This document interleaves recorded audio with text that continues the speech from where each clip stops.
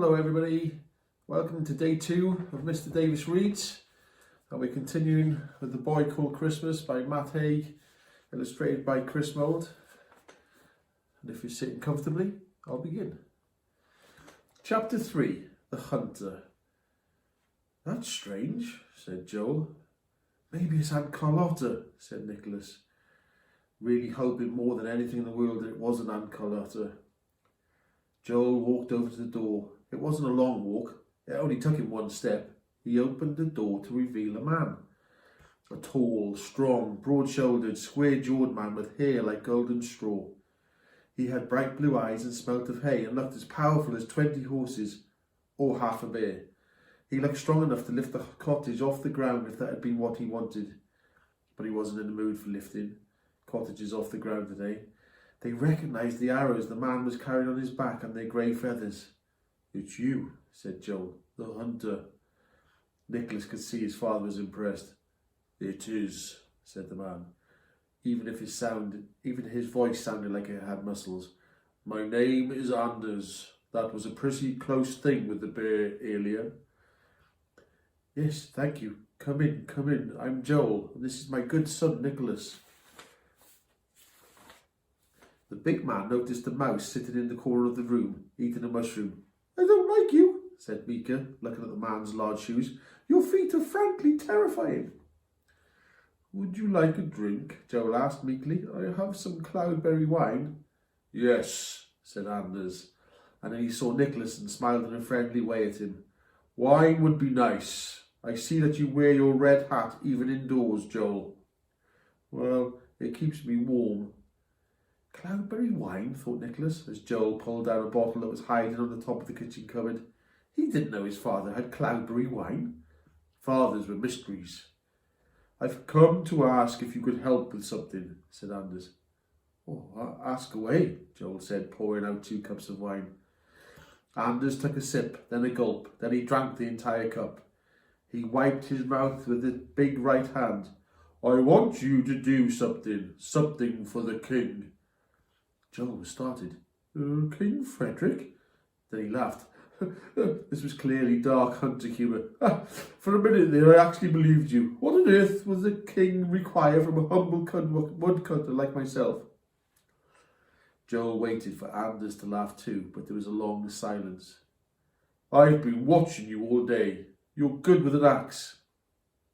Anders trailed off, seeing that Nicholas was sitting up in bed with wide open eyes listening to the most exciting conversation he'd ever heard.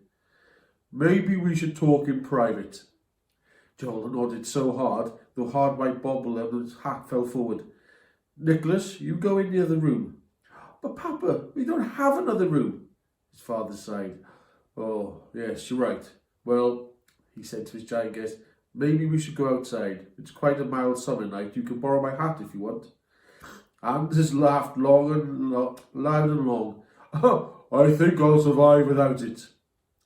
And so the men went outside and Nicholas went to bed, straining to hear what they said. He listened to the voices murmuring, and he could just pick out the odd word. Men, kingle, rubles, turku, long, mountain, weapons, distance, money. Money was mentioned a few times, but then he heard a word that made him sit up in bed, a magical word. Maybe the most magical word of all.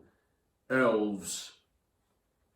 Nicholas saw Mika scuttling along the edge of the floor. He stood up on his back legs, stared at Nicholas, and looked ready to have a conversation.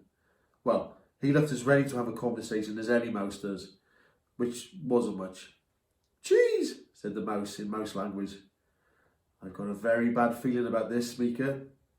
Mika looked up at the window, and Nicholas thought his tiny dark eyes seemed filled with worry, and that his nose was twitching nervously. "And if I can't eat cheese, I'll eat this stinky old vegetable creature instead." Mika turned to the turnip doll lying by Nicholas's bed and took a bite. "Hey, that was a Christmas present," said Nicholas. "I'm a mouse. Christmas means nothing to me."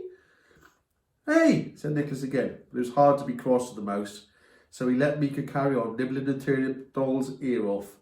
The men stayed outside the window for a long time, talking distant words and drinking cloudberry wine, as Nicholas lay there worried in the dark with a bad feeling in his stomach. Mika also had a bad feeling in his stomach, but that's what you get from eating raw turnip. "Good night, Mika." I wish it had been cheese, said Mika. And Nicholas lay there with a horrible thought. The thought was this: something bad is going to happen. And he was right. It was. Chapter 4. The Sleigh and Other Bad News. Listen, son, I have something I must tell you, said his father as they ate stale rye bread for breakfast. This was Nicholas's second favourite breakfast, right after unstale rye bread. What is it, Papa? What did Anders say I want to ask you? Joel took a deep breath, as if this next sentence was something he had to swim through. I've been offered a job, he said. It's a lot of money, but it could be the answer to everything. But... Nicholas waited, holding his breath, and then it came. But I'll have to go away. What? Don't worry, it won't be a long time, only 2 months. 2 months? Joel had a bit of a think. 3 at the most. That sounded like forever. What kind of job takes 3 months? It's an expedition. A group of men are heading to the far north. They want to found Elfhelm. Nicholas could hardly believe what he was hearing. His mind was spinning with excitement. He had always believed in elves, but never really imagined that people could actually go to see them. Elves! Living, breathing elves! The elf village? His father nodded. The king has said there's a reward for anyone who finds proof of the elf village. 12,000 rubles. Between 7 men, that's over 3,000 rubles each. I don't think it is, said Nicholas. We never have to worry about money again. Wow, can I come? I can spot a mushroom from a mile away, even in the snow. I'll be really, really useful. His father's long, leathery face looked sad. The skin under his eyes had gained another ring. His eyebrows were sliding apart like caterpillars falling out of love. Even his dirty old red hat seemed floppier and sadder than usual. It's too dangerous, Joel said, his breath smelling of sour cloudberries.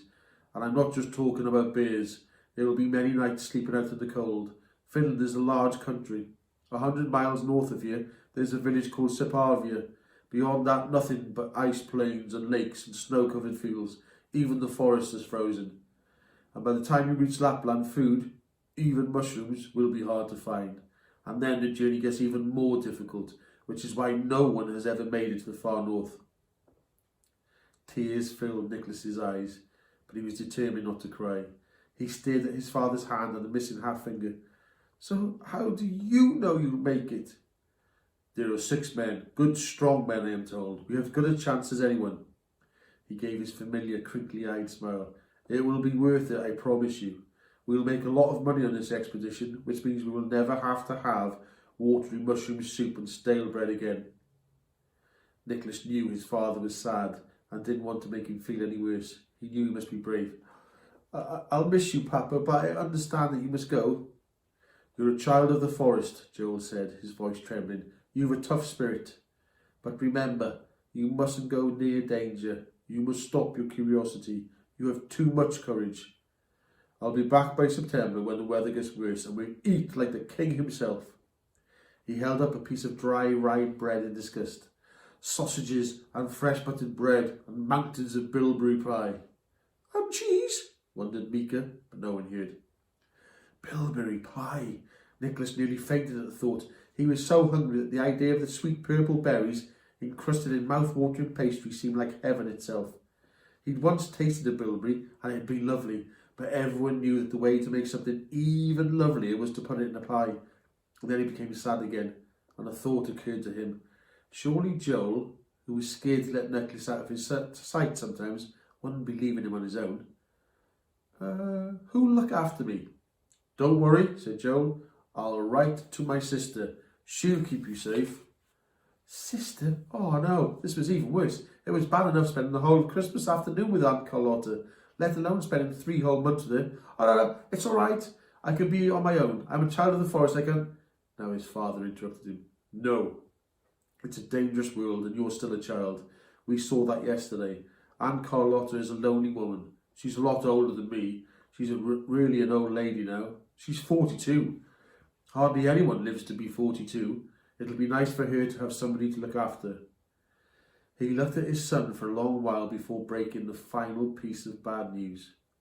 Oh, and I'll need to take your sleigh. Anders thought it would be useful to hold our... our supplies.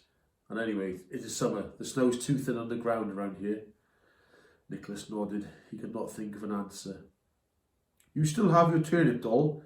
Joel pointed to the sad-looking turnip with a face carved in it that was sitting by Nicholas's bed. Yes, said Nicholas. He supposed that as turnip dolls go, it was a very nice one. Maybe it was the best doll made out of a rotten, stinking turnip in the whole of Finland. That's true, I still have that. And so, 10 days later, on a cold but sunny morning, Nicholas watched his father leave. Joel was wearing his red hat, carrying an axe on his back and dragging the wooden sleigh behind him. He headed off under a pink sky, through the tall pine trees to meet the other men in Christina Kaupunki. And then, after that, the really bad things started to happen. That's where we're stopping for today. Hopefully, see you all tomorrow. Bye.